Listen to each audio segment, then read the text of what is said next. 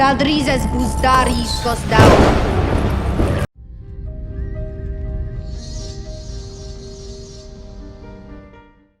What's up? House of the Dragon. It's here. I don't even know if there's a trailer out at this time. Let me check and see. But in this video, I'm going to be breaking down the Entertainment Weekly article that just dropped for House of the Dragon. They did a 10-minute interview. I am not going to really talk that much about it. We already know, but more so that's a thing for the average show watcher to watch if you have not read Fire and Blood. I have read Fire and Blood many times, but that interview it's awesome to see the actors' take on the characters and what they think the motivation is. But all of that aside, let's go ahead and jump into it. I'm not saying that a trailer has dropped yet, so let's just do this. Alright, this article is from Entertainment Weekly, and it says, Burning Down the House, How Game of Thrones Enters a New Age with House of the Dragon. Now, I don't even need to read this article. We're here for the pictures. Alright, so one of the first ones we have is King Viserys, the older version of Rhaenyra, played by Emma Darcy, and Prince Daemon, who at this point, I think it's safe to say, Matt Smith will be portraying all the versions of Prince Daemon, older and younger, whereas Emma Darcy, her versions are Rhaenyra's versions, older and younger. The older one is played by Emma Darcy, and the younger version is played by Millie Alcock. So we've got pictures of Rhaenys. She's looking awesome. I must say that the little bit that I did see from the interview where Eve Best is talking, she's pretty funny. I like all of the different rhetoric that the characters had, specifically the back and forth between the actors who play Daemon and Rhaenyra. They're pretty funny, and their chemistry is apparent in the photo shoot, in my opinion at least. I will say this. Rhaenyra's wig looks really good. Daemon's looks quite a bit silly. Viserys is as well. But this is not on screen. We have not seen, technically, what they'll look like with all the fit and finish on it. Like, yes, we've seen teaser trailers, we've seen images that are literally stills from the episode, but we haven't seen like a finalized footage, something that normally appears in an actual trailer for House of the Dragon. Speaking of which, I am checking again to see if the trailer has dropped yet, and it does not appear that it has, so I'll just continue on breaking down these images. So one of the first ones that appears in the article is Rhaenyra with King Viserys behind them. Don't want to spend too much time on this because this was shown in the second teaser trailer where where Millie portraying Rhaenyra is being named the Princess of Dragonstone, which in traditional Westerosi society, anyone who is Prince, or in this case Princess of Dragonstone, is the next in line for the Iron Throne, the heir apparent, right? So according to Emma Darcy and their version of this character, the show's version rather,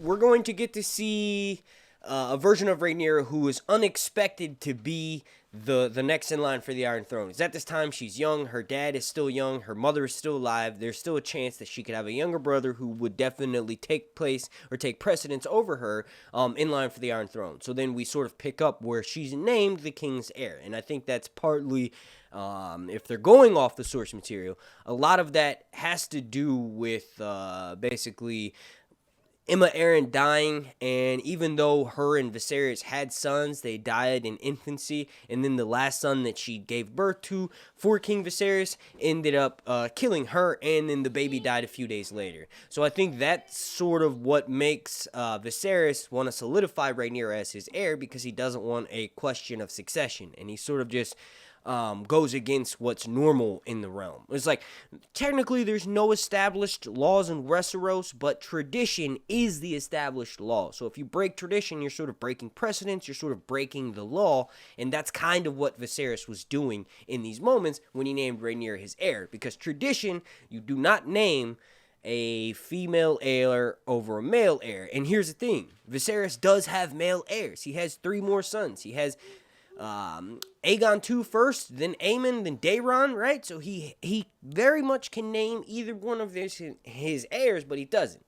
And he ends up dying with Rhaenyra still being his heir. So continuing on here, another one of the images is we get a close-up of Emma Darcy's version of Rhaenyra. Now what's interesting is that the fur, I believe that might be sable. I'm not sure. I don't even know if they use real fur for the TV show, but It's similar to Otto Hightower, who's playing the Hand of the King, played by Rhys Ifans. It's similar to the fur that he has on his cloak, which sort of lets you know that there may be a bit of a chill in the air. Maybe perhaps they're going through a mild winter.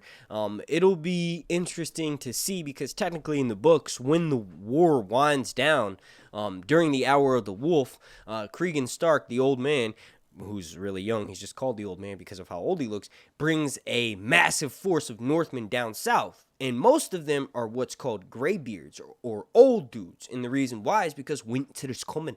And those old gray dudes, the graybeards, were going to go off and die anyway. So they join Cregan and they march down south. So it'll be interesting to see if we actually get to see that on the show. But like I said, or like I've said before, most of the events of this story take place over just 1 or 2 years. So with that being said, obviously if winter is going to kick into effect during the Hour of the Wolf, well, of course, winter is coming, and maybe this whole series will take place in what's sort of like an autumn or a fall, making it have a different aesthetic feel than Game of Thrones, closer to the latter seasons, not so much the first 4 seasons.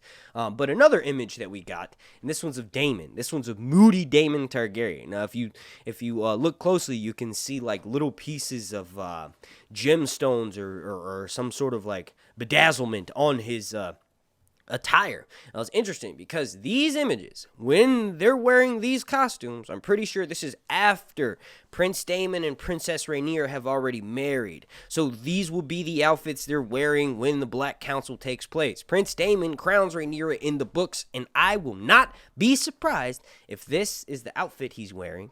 And if you'll look back at Rhaenyra's outfit, that looks very royalesque, but we got to remember we've seen that before in the teaser, and this is at the death of Laena. So this could be around that same time. This could be around the time when Prince Daemon and Rhaenyra get married. It's kind of hard to tell with these images, but like I said, this looks like a good aesthetically pleasing costume for him to wear when he crowns his niece Rhaenyra as the Queen of Westeros. The next image we have is of Viserys, and guess what? He's got the cat's paw dagger on his belt. Now, this dagger has caused us so many problems. It's cut Catelyn's fingers. It's nearly slashed Bran's face open. Arya uses it to kill the Night King. It's used to kill Peter Baelish by Arya when they find out that he's the one who's behind a lot of the turmoil of House Stark and the death of their father, right? This dagger is going to be used to slash out the eye of Aemond. And that is the final thing that happens in between Rhaenyra and Alicent's children that drives the wedge in between them. King Viserys is an idiot, but he's not that big of an idiot. He knows that there's enmity between his wife and his daughter, so he decides, hey, let me make the Milk brothers, let me have them train in the yard, and that actually does the opposite of what Viserys hopes it does, which is to bring them closer. It does the opposite of that, so they actually drive further apart. But that knife, it's been through some shit. Like I said, it slashes Aemon's eye and causes this massive fight, right? Lucerys slashes Aemon's eye out with it. We also have it being used to attempt to kill Bran. Catelyn's blood is on that knife. Ultimately, it's used to kill the Night King. It kills Peter Baelish. There's some special shit going on with his dagger. And I wouldn't be surprised to find out that it would be handed to Viserys from the Old King. And from the Old King, it came to him from Aegon eventually. Like, Aegon had 2 kids, Aenys and Maegor. And, technically, Jaehaerys is a grandson of Aegon, so it wouldn't be that far off to find out that this dagger was Aegon's and was used pre-Doom of Valyria. And if we ever get a show about the Doom of Valyria, I think they're working on an animation of it, it would be amazing to have this dagger incorporated into it. Maybe the founding father of House Targaryen had the dagger, and it's just continually passed on until, obviously, Littlefinger and Tyrion become in the possession of it. And the next thing that we have is kind of like a moving clip of Sir Otto and Alicent herself, and this is really interesting because we're getting to see more close-ups of their costume. Now, if you listen to the interview, Rhys Ifans does say that his character is a plotting, manipulative, he's very astute, right? And that is exactly how Sir Otto is in the books. He's the Hand of the King when Viserys dies, and it's his influence, motivation, and we'll say political maneuverings that push Alicent to do what she does and usurp the throne from Rhaenyra.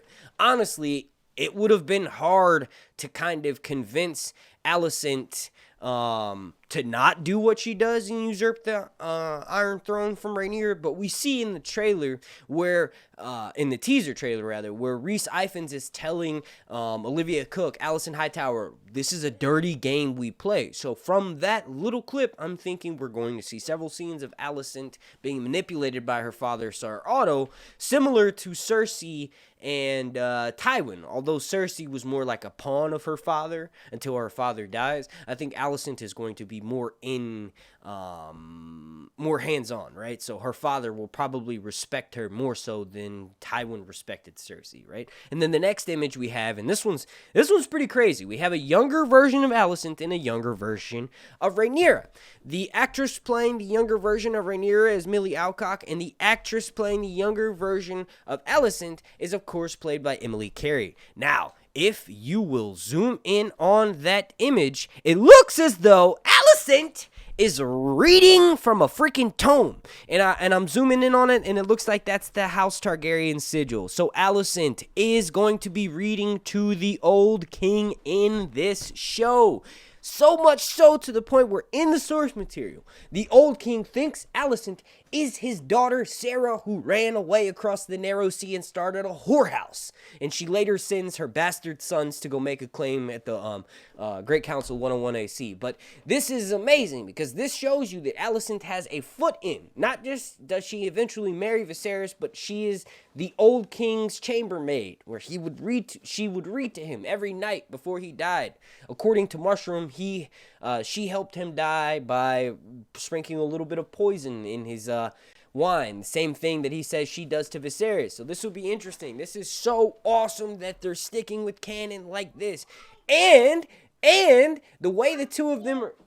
Oh yeah, baby. The way the two of them are looking at each other is very clear that there is a bond between them. Because remember, Emma Darcy says that Rhaenyra in the beginning does not expect to be the heir. So of course, she's not going to be threatened by Alicent, and Alicent isn't going to be threatened by her, so they're going to be best friends. I can't wait to see where they go with this. Like, she's clearly reading from an ancient House Targaryen tome, and I would not be surprised if they are discussing secrets of dragon riding, because around this time, Rhaenyra is confirmed to be riding Syrax. We know from the leaked images of Alicent's carriage.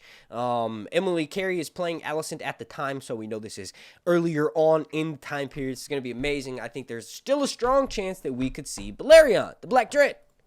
And then the next image we have is of an older version of Alicent. Not too much to mention here except for her dress. Intentionally is supposed to look like dragon scale. Remember, even though Alicent is a Hightower, which if you're unaware, House Hightower is literally probably the most ancient house in Westeros, because Old Town is founded by the Hightowers, and Old Town literally is the oldest town in Westeros. This is in the source material. Who knows what the fuck they're going to do for the show universe? You kind of have to keep it open-ended because they may need to tweak things for their storyline eventually down the future, in the future. But House Hightower has secrets, and they never played a part in the show. And in the books right now, 2 of the surviving members have been locked up in a Hightower for years. And one of them can see through a glass candle. So there's going to be some sort of magic abilities with House Hightower. But all that aside, Alicent herself does not ride dragons, but her children do. Her son Aegon rides the most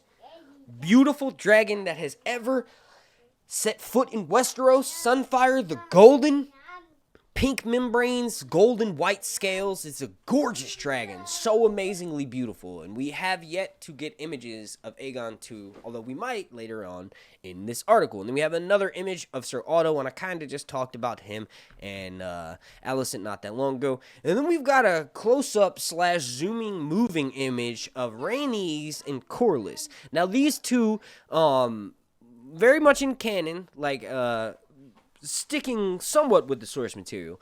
The actress who's playing Rhaenys does know that she's supposed to be next in line for the Iron Throne. She's usurped not once, but twice. 3 times if you want to get super technical, right? She skipped over once, and then she's like, my son Laenor, there's a suspicion that he's gay. So of course Laenor skipped over, which is really Rhaenys and Corlys being skipped over again for Viserys. But this is why King Viserys marries his daughter Rhaenyra to their son Laenor to sort of make amends in between the two. It's kind of interesting because supposedly Corlys was massing ships on Driftmark to go and defend his son Laenor's rights.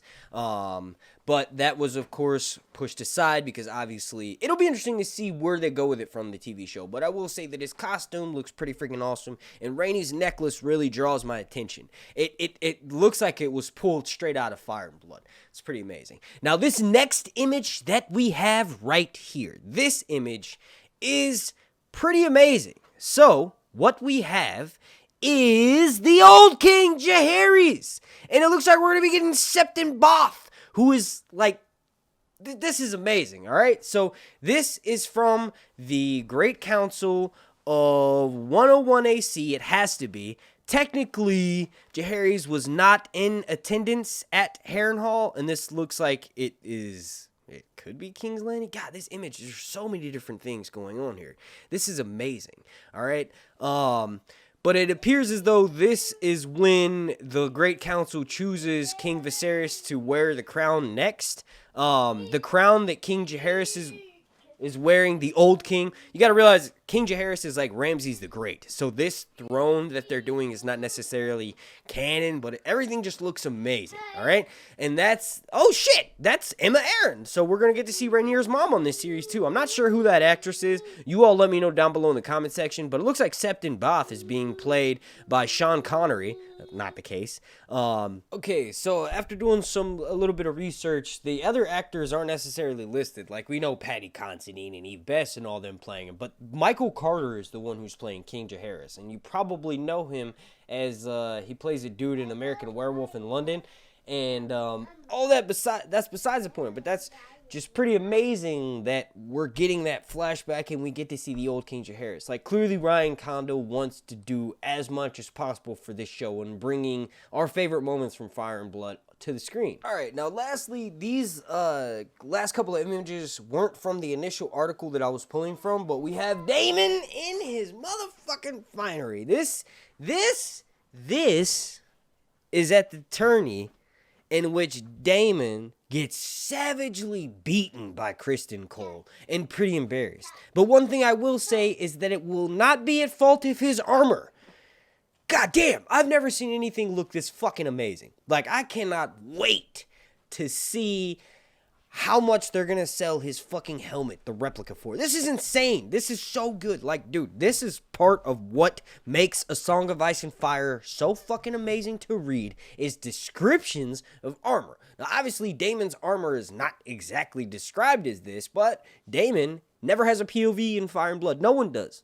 So it's all hearsay and descriptions from what other people think of his armor. And I will say that the creative freedom that Ryan Condal took with this design, fucking amazing. This is one of the best images I've ever seen. Anything related to A Song of Ice and Fire. Not just for House of the Dragon, but anything related to A Song of Ice and Fire. In this next image, we get Sir Kristen motherfucking Cole. Right when he starts beating the shit out of Daemon savagely with his Morning Star, which, as you can see, he clearly has that. This is that tournament. Kristen Cole proves his worth. Look at the armor differences. Daemon is covered head to scale in enameled plate. Probably the best steel the Seven Kingdoms can forge. And Prince Daemon is wearing some ruddy trousers. Like, yeah, he's got gauntlets, greaves, and all that, and he's got a plated helm, but, like, it's skill that wins this fight, not armor, and that's fucking amazing. And I am not a Greens fan. I'm obviously Prince Daemon fan, and I'm not a fan of the Kingmaker Kristen Cole, but I'm a fan of fair fights, and this one was completely fair, and Daemon got his ass whooped. The next image, and this one's kind of self-explanatory. This is clearly Daemon discovering the egg that he gives to Mysaria when he decides to flee with her across the narrow sea. He stops in Dragonstone to try to steal an egg and give it to her. Obviously, King Viserys is like, no, give it back. So Daemon is caught trying to leave Dragonstone by Sir Otto Hightower, and Kristen Cole, which we see in the teaser trailer, and it looks like we're going to get to see Daemon discovering this egg from a clutch of live eggs. This egg looks very slimy, and I would not be surprised if it's very reminiscent of like Alien and Predator, Ridley Scott's movies. It looks like this is like a inner chamber where the alien lays their eggs. So this would be an interesting, really interesting thing to see, because around this time is when Daemon supposedly claims Caraxies in the books.